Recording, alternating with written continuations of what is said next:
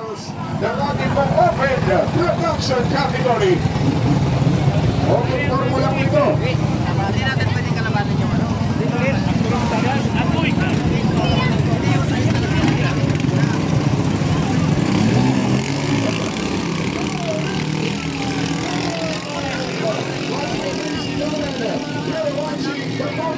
Here at Barangay Pagkakon, 3 votes para sa ating Lord Alvaro Benguin, Sunilo Correto, Del Cross, Box Yellow.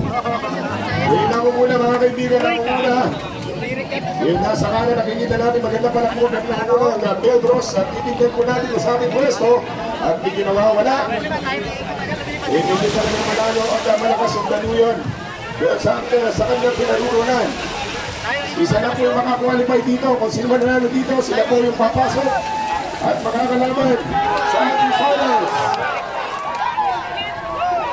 Namataya ng Sophia.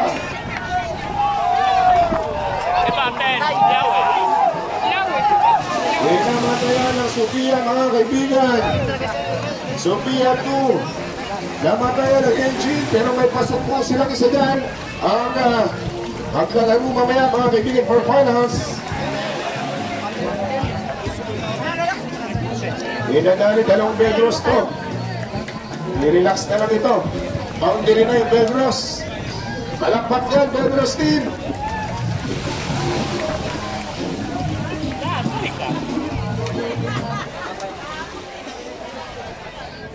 Sayang puto yung puto lang namamatay ng engine itong Sophia.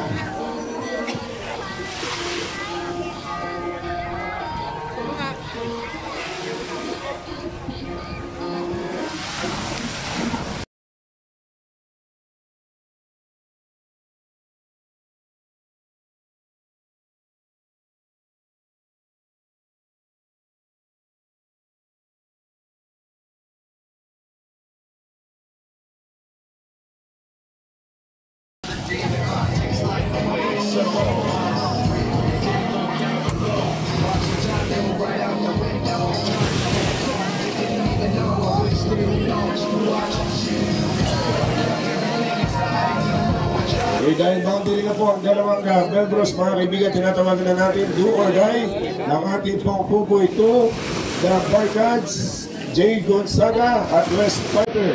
4 na bangka.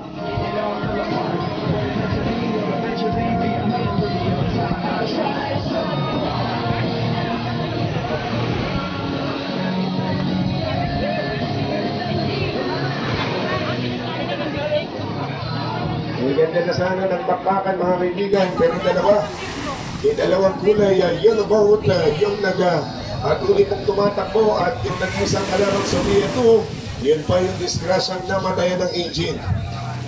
Gano'n talaga mga karera, hindi natin alam. Isang kaya nangunguna na, pag biglang pumalya, palya talaga. Now in this race, once again was brought to us by our partner. Ang nakasanay ang tatak ng matibay, wala pong iba ang Pioneer Epoxy, ang nag-iisang tatak ng matibay.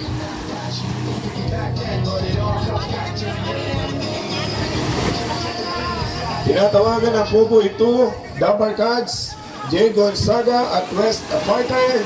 Proceed na po dito sa ating starting point. Tinatawagan na po ang Puboy 2, the Barcads, Gonzaga, West Fighter. Proceed na dito sa ating starting point.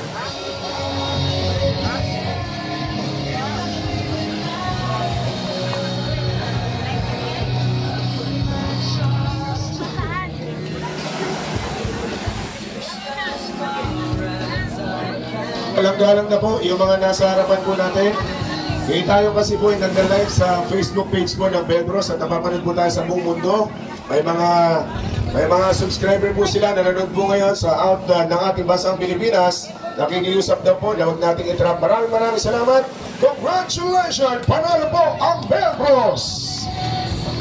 At yung hinete, taga-Capiz naman, no? Sabi ko na, basta taga-Capiz, malupad, ged! Talagang matindi ang taga-Capiz.